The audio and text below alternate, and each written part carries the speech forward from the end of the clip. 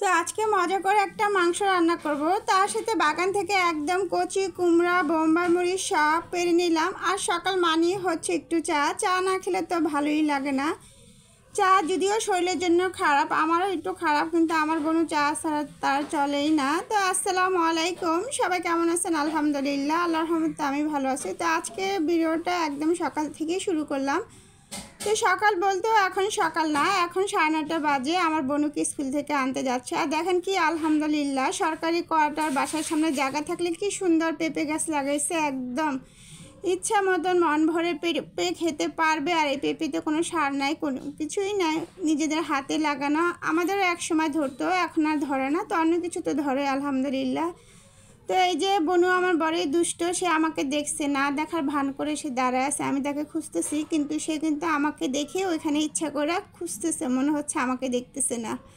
পরে দেখে তো মিষ্টি একটা হাসি সে দিলই। তো এই যে বনুকে নিতে স্কুলে চলে আসছি। আর সে যেহেতু একটু দুষ্ট, এই জন্য সে কোনো তার ফ্রেন্ড বা কারোর সাথে এখন আপাতত মিশতেছে না। বলছি না, মিশার দরকার নেই, যেহেতু তোমার নামে সবাই বদনাম করে। তো বনুর আজকে মনটাও খারাপ, কারণ সে ঝালমুড়ি চিপস এগুলো খেয়ে তার পেটে সমস্যা হচ্ছে। তো আজকে বলছি কিছুতেই দিব না, বাসায় এসেই তোমাকে সাথে সাথে চা করে দিব। তো আসলে এটা খুবই বাজে অভ্যাস। ও ছোটো মানুষ, চা না খাওয়াটাই ভালো। কিন্তু বাচ্চারা আসলে কথা না শুনলে কিছু করার নাই, একটা বদ অভ্যাসই বলা চলে। তো কবে শেষ হবে জানি না। তো এই জন্য চাও করে নিলাম।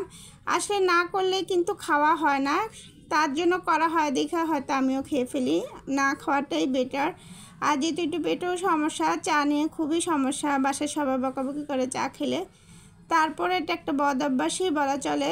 চা খেলে কেন জানি মনে হয় একটু ভালো লাগে, ফ্রেশ লাগে সব কিছু। তো এই যে উনি চা খাচ্ছে আর টিভি দেখতেছে। তা আমি আবার আজকে একটু আমাদের বাগানে যাব। বাগানে কিছু কুমড়ো ধরছে। তো আলহামদুলিল্লাহ, নিচতলা বাসা অনেক কিছুই পাইছি। বাগান সরকারি কোয়ার্টারে থাকে, আমরা সবাই কম বেশি জানেন। তো এই যে এখানে একটা কুমড়ো, তো আজকে কুমড়োটা ভাবছি রান্না করব। আর আসলে আপনাদের সাথে শেয়ার করব দেখে আরও ধরছিল, খাওয়া হয়ে গেছে। তো এটা বুড়ো হয়ে গেছে, বুড়ো বলতে অতটা না। দেখেন আল আল কি সুন্দর। আর আমাদের এখানে আজকে রিল আপলোড করছে, সকালে দেখছিনি। বোম্বাই মরিচগুলো আসলে আমাদের খাওয়া হয়নি, আরেকবারও ধরছে, গাছের ভিতরে পচে গেছে। তো আলহামদুলিল্লাহ এবারও অনেকগুলো মরিচ ধরছে, নিচের ভিতরে ক্যানজানি ঝরে পড়ে যায়। তো আমি একটা নিয়ে নিচ্ছি। আর আজকে রান্না করব এটা দিয়ে। আরও ধরছে চাল কুমড়া, আবার শেয়ার করবো আপনাদের সাথে। তো একদম বাগান থেকে বাসায় চলে আসছি। তো আজকে কিছুটা মাংস রান্না করব। তো বাসায় পেঁয়াজ নেই, পেঁয়াজ শেষ হয়ে গেছে দেখে আমি পেঁয়াজ বাটি না। তো এই জন্য আজকে বেটে সব কিছু মাংস রান্না করব।